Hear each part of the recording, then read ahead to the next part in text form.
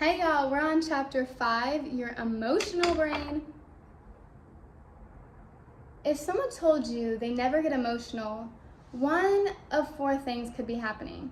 They don't realize what they're saying, they're not telling the truth, they handle their emotional state by convincing themselves that they never become emotional, they spend time around people who express their emotions in much more pronounced way, so in comparison, they think they don't get emotional. Even when a person experiences depersonalization and says they're numb and they don't feel anything, the people around them would call that state of not feeling or expressing an emotional state in itself, an emotional state of being checked out. Emotions are a natural state of being for all of us. Many people are trying to keep their emotions in. They don't want to be so emotional. They worry that emotions are a weakness, or they worry that their emotional reactions will get out of control and they'll melt down in front of others. Guilty. Or people worry that if they say one thing wrong or express their viewpoint, the rest of the world will emotionally react. The world has gotten very emotional. Everyone is under so much pressure from so many directions. Our emotions are getting invaded and manipulated like never before from factors you'll read about in this chapter. Factors that are clouding and disrupting and unsteadying and toying with what our emotions are meant to communicate. So many people are misunderstood. Their actions, their words, their intentions, their emotional state, they're misunderstood by the people around them who know them, barely know them, or don't know them at all. This chapter is not going to be about hitting at a person's weakness, ripping a person down to then rebuild them from the ground up, fashioned in the way that others want them to be. This isn't about ripping yourself down to rebuild yourself the way you'd like others to see you, or to turn yourself into the person others want you to be. When we do that, we could be ripping the fabric of our good, important, even critical qualities and emotional strengths without knowing their value. Understanding our emotions should not be about judgment. It should always be the opposite. We should not be tearing each other down. We should be supporting each other. This chapter is about understanding why we get emotional, what happens inside us when we get emotional, because that knowledge can inevitably protect us from emotional damage. Emotional creatures. Trying to change people by telling them about their egos, pointing out their emotional shortcomings and weaknesses, and convincing them that their thoughts are creating their illness, those aren't the answers to mental health, spiritual health, physical health, or emotional health. Supporting and strengthening an individual's emotional state, soul state, and spirit while providing tools for emotional recovery is far different from subliminally trying to teach them that they're a bad person, or that all their faults make them a bad person, or that something needs to be improved upon because they're not good enough. We all become emotional on a minute-by-minute basis. We're emotional creatures. Some of us are more intense, for reasons publicly known medical research and science don't have a handle on. Some people deal with more pronounced emotional responses and express them in a more pronounced manner. Every soul is unique and everyone has their emotional wellspring. We all have emotional injuries and differences in how we process what we're experiencing, feeling, seeing, or hearing. Does emotional counseling help people through their wounds and processing? It can. Not that it's always the right fit or can help in every way, shape, or form. Because of the differences among us all, sometimes someone seeks support from a psychologist, psychiatrist, psychoanalyst, therapist, spiritual advisor, life coach, or counselor, and has to switch out one professional they're using for another. Different professionals understand and respond to people's emotions differently. That affects the experience of the person who's going through and trying to process the emotions, which in turn determines whether that person's getting the coping mechanisms and management tools and as much help as possible from the professional. As I said, emotional experiences can change by the moment, with some emotions being somewhat subtle and gentle and others being extreme. People handle them in a variety of ways. Whether the reaction is to go running, scream out loud, throw things, break down and cry, blame someone, blame themselves, distance themselves from others, need to be around others, shut out the world, or act like nothing's wrong. This isn't about how to fix emotional problems by being a better person or how to fix the way you handle, deal with, or process your emotions. The truth is that no matter how cool or calm you are, something could happen that rocks your emotional state. Besides, if you say you need to fix the person you are, that's coming from a place of judgment. So many others want to blame you for being emotional. They want to manage or control your emotional responses, whether through a drug, psychoactive plant medicine, catchy techniques, or trendy words on the neuroscience or spiritual scenes. Speaking of neuroscience, there's a perception that it has advanced exponentially in the last 30 to 40 years. That is an illusion. Neuroscience is all still based on theorizing. When you hear advanced claims, what you're hearing is, we're theorizing that this is what happens with the brain patterns. Calling a claim neuroscience makes people feel like that there's a secret they don't know about yet. It makes us think, whoa, they've mastered something I'm not smart enough to understand yet. Neuroscience is fun. It's not the answer that gets people out of bed when they're sick and suffering and they've been everywhere and tried everything. Even with the most advanced approaches to emotional and mental health, including neurologists and alternative neuroscience modalities, the true workings of the brain with regard to chronic illness and chronic emotional struggles such as bipolar, nervousness, depression, PTSD, and anxiety go undiscovered. Everything that's really happening in the brain goes overlooked because brain scan technology is not advanced enough to pick up on it. You can get an MRI or a CT scan that gives you the green light that doesn't show any problems in your brain, and that sends you off on a search for neuroscience modalities to find relief. You think the problem must be your mind, your wiring, that you have to find a way to fix your thoughts and get better. What should be the true goal of any brain science, the understanding of what needs to be done to protect the brain, is missed. Neuroscience never even approaches the goal line. And we can't forget the fraud history of how medical research and science have approached mental health in the past and the fraught legacy that leaves behind. Chronic illness and chronic emotional struggles have long confounded medical research and science. And the mystery of mental health has led to drastic measures in the name of advanced science. For example, lobotomies, which I don't know how to say that word, lobotomies, lobbyists or something, to try to cure young women's anxiety. With this technique, oh, this one's insane. I remember this. With this technique, the goal was to surgically slice through nerve connections and sometimes even remove brain material from the prefrontal cortex and other frontal lobe tissue that was theorized to process and harbor emotions.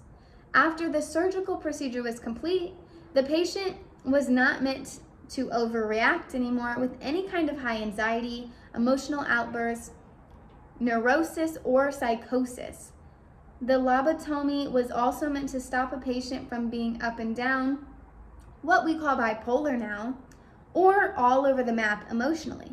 Young women of the 1940s, 50s, even 60s and 70s, were eligible for the procedure if they acted out of the ordinary.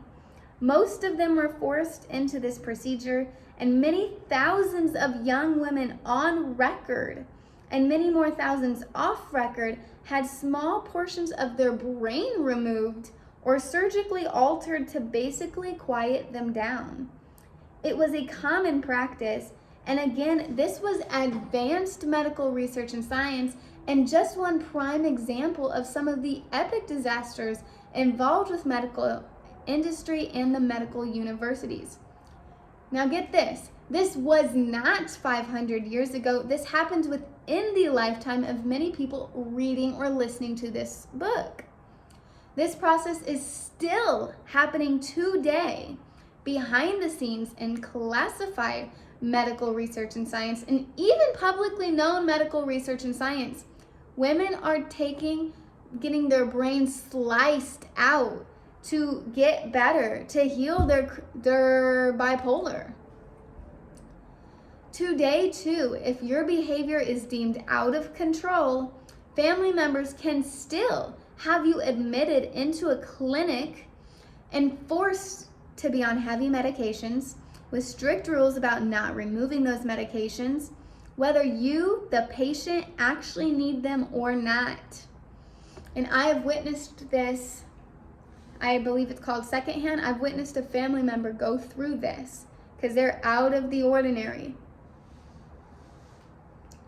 It highlights how important it is that we apply critical thinking to any answers we're offered about the brain. You may be at a point in your life where you're emotionally sound, thinking you're under control. And then life doesn't always work that way. Events are going to come where you have to put on the brakes, or you get some turbulence, or you're under fire. Whether that's stress from daily turmoil, or it's only once every 10 years, the most important part is protecting your brain so that when it's up against the worst or even the not so worst, it's getting what it needs. What people need now are answers. Answers to what actually causes brain problems, neurological problems, chronic pain problems, emotional problems, mental health problems, and answers about how to protect the brain. Because you want to protect your brain just like you want to protect anything else in your life. The truth about emotional tools and techniques. Sure, we can do our breath work, yoga, alternative therapies, meditations, affirmations, and positive thinking. Do we know why we're still in pain, sick, struggling, and heavy brain problems? No, we don't. You may be reading this from a standpoint of, I'm not sick and struggling. If mental, emotional, or physical symptoms haven't interrupted your quality of life yet, it may seem like these techniques should give us all we need, whether to keep our mental health steady in life or to emotionally handle the physical challenges of chronic illness. Know this, people who are sick now once stood in your shoes. They can tell you, it wasn't until I started suffering that I understood that there's really aren't any answers out there. Those techniques were just keeping me busy, and in some cases helping me manage and keeping me strong through my reactions, outbursts, and anger issues. And I can attest to this. Before I got chronically ill, I'm no longer chronically ill. Before I got chronically ill, I thought the doctors pretty much knew everything. Until I started going to the doctor for mystery pain, and they could not give me a goddamn thing. They didn't know. I mean, they were lying. They were telling me, oh, it's this. Well, why isn't anything working? It wasn't until I took it into my own hands, became my own doctor, I found the true answers using medical media books. The reason why people get sick or struggle with mental or emotional health in the first place, and the real answers about how to heal, are very different from all the techniques and belief systems of the past and present. It can seem like certain techniques and belief systems are new and could therefore be the answers we've been seeking, But in reality, the techniques and belief systems of the present are repackaged techniques and belief systems of the past. Not much has changed. What has changed is how it's all repackaged with social media now. A young generation that hasn't been sick yet uses their appearances and swagger and glossy lifestyle and seemingly authenticity to showcase techniques of manifestation, meditations, morning routines, journaling, positive thinking, and breath work. As though these techniques are the reason for the privilege of their health. Meanwhile, it's anything but authentic.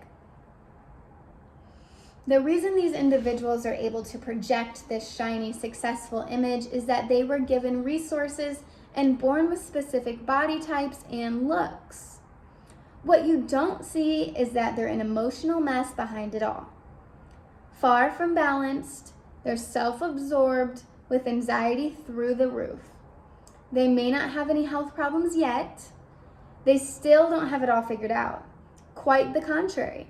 They're painting a glossy picture to sell a package, while on the side of their lives, not on social media, they're on anti-anxiety medications and having relationship issues left and right.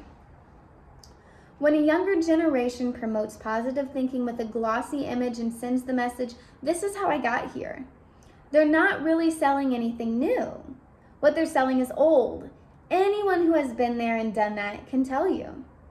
It used to be that when someone repackaged or recycled an old technique and put it out onto the world, they did so because they'd have an experience in their life that prompted them to seek out healing. If someone went on a stage with those techniques, they did it from a place of authenticity, hoping it would help others. Now there's a wave of repackaging that's not about authenticity. It's about flash marketing and promotion. It's about, I'm going to package these goodies together. Here, this is why I am this way. And I see it all the time on social media right now. There's definitely this like content creation booming right now in this society. And this content creation is like so unrealistic, truly unrealistic. That social media persona may appeal to someone who buys into it, someone who may like an influencer's vibe, personality, body type, youth, and confidence. Someone who's suffering may come along and think, whether consciously or subconsciously, I want that body type. I want that confidence. I want that swagger. I want to be that person. They're in their 20s, can fit into any clothing they want, and they've got the greatest lifestyle. Wow, did they get that body type and that life because of the meditations and tools they're promoting? I'll buy what they're selling. Many who buy into it don't even know they're doing it. Some know they're falling for it, hook, line, and sinker, and they still bite because the flash and sparkle are that mesmerizing. This doesn't mean we negate therapies and techniques for spiritual and thought-minded health. It doesn't mean you shouldn't apply yourself to them if you like them. Many of these techniques are helpful and have some benefits. And yet when you're suffering, you need the inner core of how to heal, not peripheral busy work. Especially when it comes to your brain. You need the inner core of knowledge and tools to bring yourself back to health. And then to keep yourself healthy, safe, and well. Once you've applied that inner core of knowledge and tools, that's when you can partake in the program or techniques that's meaningful to you and truly enjoy yourself. These tools can be really hard to apply when you're sick. How do you take action with breath work when your vagus nerves and phrenic nerves are inflamed and you're living with tightness in your chest, high anxiety, and panic attacks? How do you do a workout routine and exercise program when your body's inflamed? How do you accomplish thought building when you're so fatigued and severely brain fogged? How do you focus on positive thoughts when depression is taking over? We have to be respectful of the people who are really struggling. because these tools are not applicable to their stage of chronic suffering. Thought-minded and emotional techniques do go too far when they teach us that our emotions are creating our physical symptoms and making us sick. It's the other way around. There are physical reasons for our mental and emotional suffering. If we address how physical needs of our brains and nervous system, we find relief on all levels. So he's not saying that meditation and breath work is stupid and useless. He's not saying that, and I'm not saying that. What he's saying is that when we are extremely sick, when we are chronically sick, that exercise program, you're not going to be capable of it. That breath work, when you're having panic attacks and extreme anxiety, you're not going to be capable of it. And as someone who believed I was lazy, too stupid to function, I was like, are you kidding? I can't stick with exercise for 1 week. How lazy of you. I was shameful and felt so guilty for not being able to.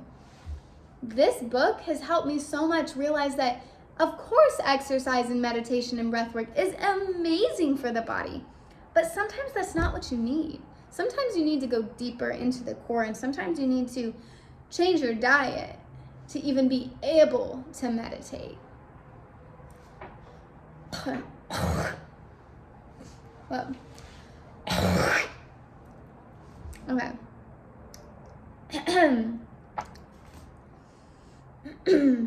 Hotheads.